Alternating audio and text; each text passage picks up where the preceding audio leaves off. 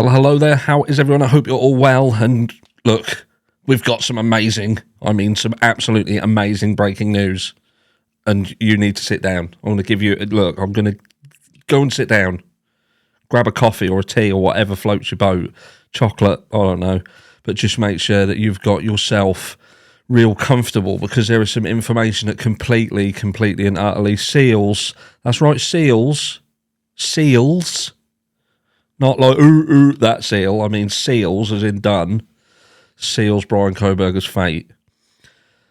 You ready? Right. So, look. When Bryan Kohberger was arrested, he was in the kitchen and he was awake. And he had his gloves on again and was separating rubbish in the bin. And by doing this 100% makes him a stone cold killer of 4 university students. Because look, nobody would segregate rubbish unless they had done something like this. It just wouldn't. It's unheard of. It's unheard of to be awake at night and being a weirdo.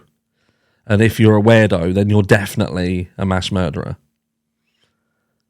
But all joking aside, because look, I'm just playing you up.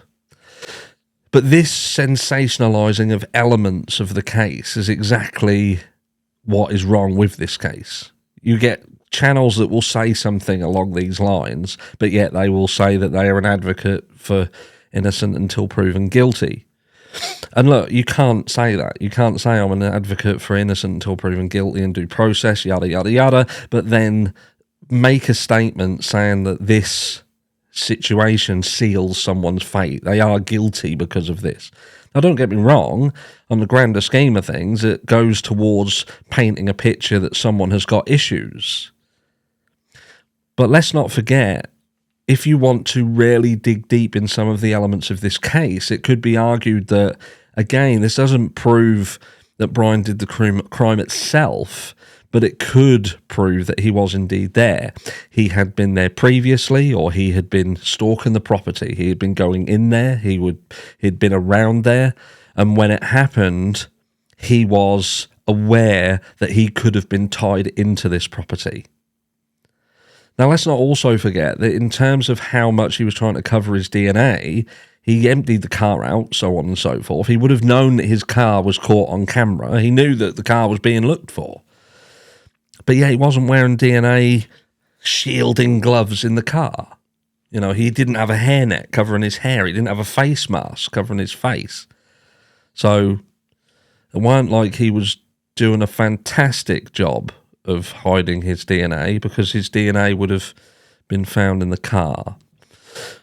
But look, all I'm saying is, this activity that he did on the night he was arrested doesn't necessarily seal his fate. And again, I'm not saying he's innocent. I'm not saying he's guilty. I'm just saying that this specific element does not seal someone's fate. It just adds to a mounting list of things that make him appear to be bizarre in the way that he behaves, but it also does tie him potentially to a situation where he has been around this area. And we already know that he's been close to this area if you listen to the phone records and the fact that he had been going backwards and forwards to Idaho, had been seen or not seen, but digitally seen in the area, in the vicinity of this house, sometimes in the early hours of the morning. But again, that's not what this is about. We're not trying to prove that he was there. We're trying to prove, well, we're not. Law enforcement don't have to prove he was there. They have to prove that he is the person who took the lives of these 4 victims. And he did it on his own. He did it without help. He did it with no one else being involved. And there was not anybody else out there who were potentially involved, whether it was physically involved or mentally, being involved in getting Bryan to do this. There's a lot more to this. And the gloves in the kitchen and the rubbish don't answer enough questions to say that someone's fate has been sealed. Just my opinion. And what's my opinion worth? Not a lot. But you're going to hear it anyway, and I'll catch you all in the next one.